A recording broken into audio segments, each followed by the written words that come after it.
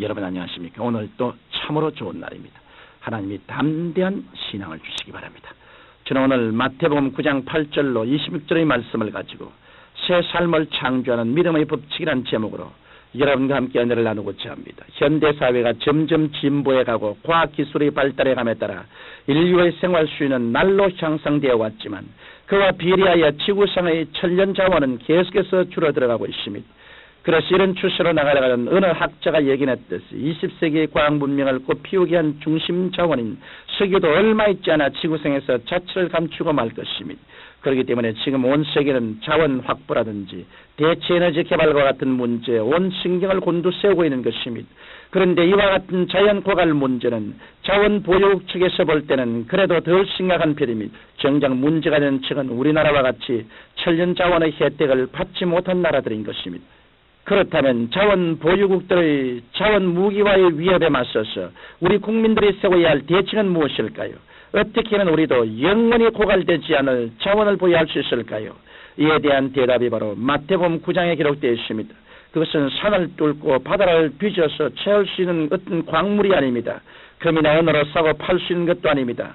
그것은 오직 제 하늘을 지으시고 온 우주 만물을 창조하신 하나님께서 우리의 마음속에 주신 창조적인 믿음인 것입니다. 그러므로 자원이 부족해서 불경이가 아닌 것입니다. 문제는 사람들의 아이디어의 빈곤, 다시 말하자면 창조적인 믿음이 결핍된 데서 비롯되는 것입니다. 그러면 마태복음 9장에는 도대체 어떤 믿음이 기록되어 있으며 그와 같은 믿음을 우리들의 생활에 어떻게 적용할 수 있을까요? 저는 오늘 이에 대해 여러분께 말씀드림으로써 여러분이 새 삶을 창조해 나갈 수 있도록 도와드리고자 합니다. 첫째로 12년 동안이나 혈루병을 앓았던 여인의 믿음을 살펴보십시다. 아무리 건강했던 사람이라도 단 몇 달 동안만 병석에 눕게 되면 비관에 빠져 거의 폐인이 되다시피 하는 것이 보통입니다.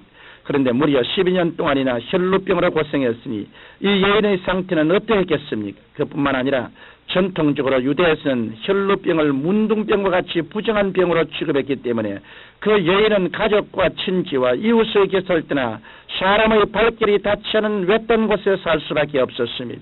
그렇기 때문에 이 여인이야말로 완전한 절망 가운데 빠져서 죽는 날만 기다리고 있었습니다. 그런데 바로 이 여인에게 기적이 일어났었습니다. 그 기적은 처음에는 눈에 보이지 않은 것으로부터 시작되었습니다.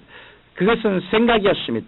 즉 이 여인은 각색 병자를 치료해 주신 예수님에 관한 소식을 듣자마자 병든 몸, 버림받은 몸, 죽을 날이 얼마 남지 않은 몸이라고 자각해왔던 과거의 부정적인 사고방식을 나도 고침받을 수 있다, 나도 남들처럼 달라는 가정을 가질 수 있다라는 긍정적인 사고방식으로 변화시켰던 것입니다.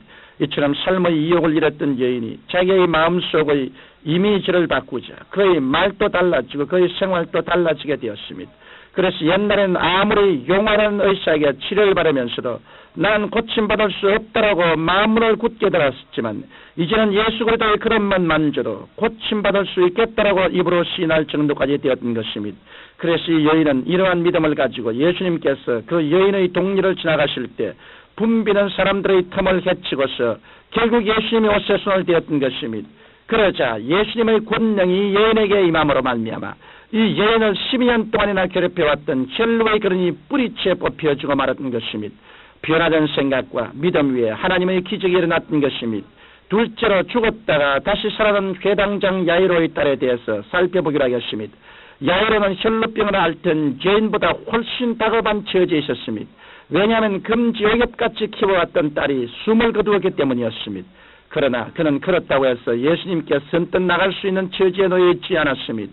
왜냐하면 야이로는 그 당시 바리새인들의 전당이었던 회당의 장이었기 때문이었습니다. 그러나 이러한 것이 그에게 문제가 되지 않았습니다. 그래서 그는 예수님께 달려가 내 딸의 몸에 손을 얹어소서 그러면 살겠나이다라고 놀라운 믿음의 고백을 했던 것입니다. 그는 이처럼 내 딸은 다시 살아난다는 분명한 이미지를 가지고 있었던 것입니다. 그러자 예수님께서는 야이로의 믿음을 보시고 그의 집에 가셔서 호국하고 피리 부는 무리들을 쫓아내시고 나서 소녀의 손을 붙잡고 소녀야 일어나라고 말씀하시므로 죽었던 야이로의 딸이 기적적으로 살아났던 것입니다. 셋째로 혈루병 앓던 여인과 회당장 야이로 이야기를 통해서 우리가 배울 수 있는 새 삶을 창조하는 믿음의 법칙에 대해서 살펴보기로 하겠습니다. 우리가 마태복음 9장에서 배울 수 있는 믿음의 첫 번째 법칙은 나는 구원받을 수 있다라는 긍정적인 이미지를 갖는 것입니다. 나는 할 수 없다, 나는 안 된다, 나는 망한다라고 말하는 사람은 결코 새로운 삶을 창조해낼 수 없습니다. 혈루병을 앓고 있으면서도 이미 나아버렸다고 확신한 여인과 그리고 딸이 이미 숨을 거두었지만 살아난다는 이미지를 확고히 가진 회당장과 같이 긍정적인 생각을 가지고 있어야 하나님의 기적이 일어나는 것입니다.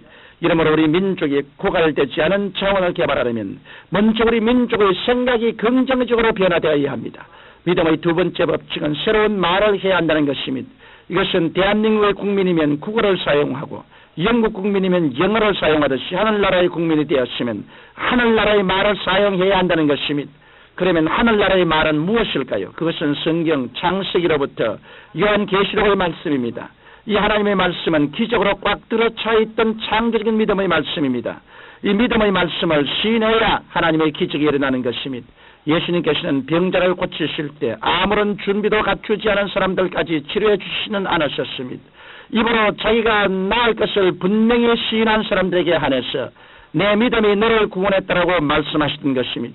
그러므로 우리 민족이 새 삶을 창조하기 위한 자원을 얻기 위해서는 우리 국민 모두가 예수 그리스도를 믿고 이미지를 바꾼 후에 우리의 말까지도 바꾸어야 하는 것입니다. 믿음의 세 번째 법칙은 무리의 법칙입니다. 무리의 법칙이란 참새는 참새끼리 모이고 오리는 오리끼리 모인다는 것입니다. 그런데 이와 같은 자연계의 법칙은 영적인 세계에서도 동일하게 적용됩니다. 그렇기 때문에 주님께서는 회당장 야이로의 집에서 호국하고 피리 부는 무리들을 내어 쫓고 그 대신 믿음으로 충만한 야이로와 제 아들을 데리고 집안으로 들어가셨던 것입니다. 이러므로 우리 민족의 자원 확보는 민족적인 단합으로 이루어질 수 있는 것입니다. 긍정적으로 변화된 생각과 변화된 말을 하는 사람들이 모두 하나로 뭉쳐야 하는 것입니다. 믿음의 네 번째 법칙은 이상과 같은 믿음을 가지고 결정적인 순간을 만드는 것입니다. 혈루병 앓던 여인에겐 예수님의 옷자락에 손을 대는 순간이 결정적인 순간이었습니다. 이와 같이 우리도 예수님을 만날 결정적인 순간을 만들어야 합니다. 예수님께서는 오늘날에도 저와 여러분의 곁을 지나가고 계십니다. 그런데 수많은 사람들이 이 믿음의 법칙을 알지 못하고 비록 안다 할지라도 실생활에 적용하지 않기 때문에 아무런 기적이 일어나지 않고 있습니다.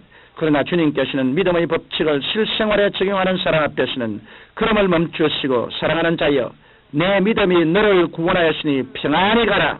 내 믿음이 너를 구원하느라고 말씀하시는 것입니다. 청취자 여러분, 여러분도 새 삶을 창조하시기를 원하십니까? 그렇다면 오늘 이 시간에 여러분의 생각을 바꾸십시오. 그리고 새로운 천국을 말인 하나님의 말씀을 말하고 무리의 법칙을 잘 따름으로 말미암아 예수님을 만나는 결정적인 순간을 가지십시오. 그리하면 여러분의 개인과 우리 민족 위에 놀라운 기적이 풍성하게 일어날 것입니다. 사랑하신 아버지 하나님, 믿음의 법칙을 다 터득하여 믿음으로 살게 하여 주옵소서. 예수님 이름으로 기도합니다. 아멘.